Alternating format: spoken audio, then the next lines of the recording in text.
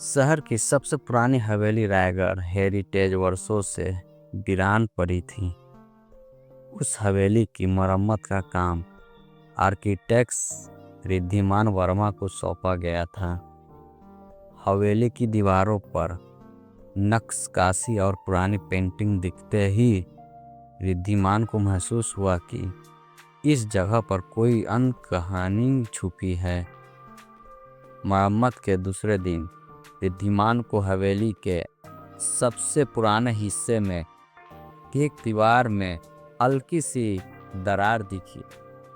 जिज्ञासा ने उसने दीवार को खंगाला और पाया कि उसमें एक गुप्त दरवाज़ा था। वह दरवाज़ा जंग से भरा हुआ था, पर जैसे ही उसने उसे खोला, भीतर का नज़ारा देखकर उसके रोंगटे खड़े हो गए।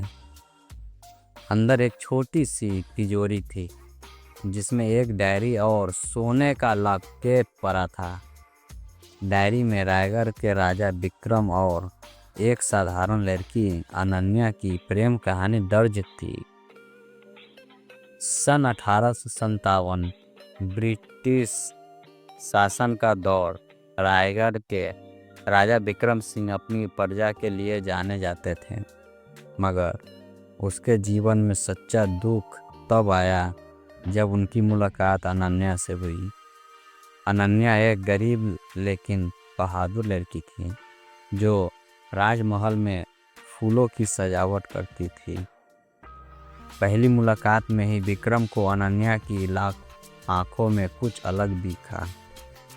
सादगी और साहस का ऐसा मिश्रण जो उन्हें किसी और में नहीं मिला था।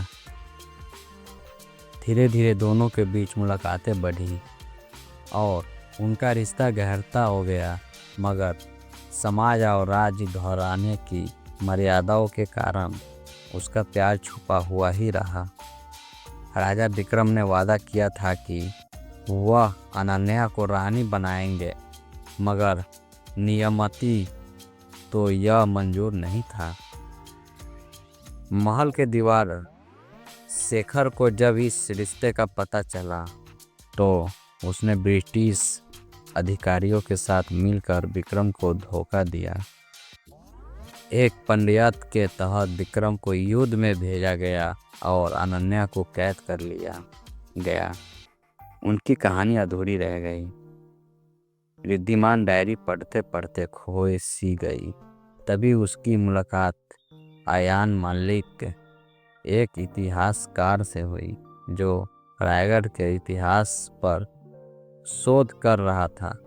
आयान ने बताया कि राजा विक्रम और अनन्या की प्रेम कहानी इतिहास से गायब कर दी गई थी। दोनों मिलकर इस कहानी को सुलझाने का निर्णय लेते हैं। उन्हें डायरी में छुपा एक और रहस्य मिलता है। रायगढ़ के पीछे एक भूमिगत सुरंग का जिक्र है। सुरंग का नक्शा डायरी के आखिरी पन्नों पर था। रिद्धि मामा और आयान ने सुरंग तक पहुंचने का फैसला किया। आधी रात जब पूरी हवेली सुनसान थी, वे उस गुप्त रास्ते से गुजरे।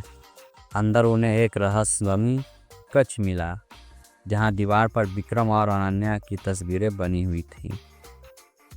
लेकिन तभी हवेली के वर्तमान मालिक रवि कुमार को इसकी भनक लग गई। रवि कुमार चाहता था कि यह राज हमेशा के लिए दबा रहे, क्योंकि इसी हवेली की जमीन के नीचे छुपा खजाना उसका असली मकसद था।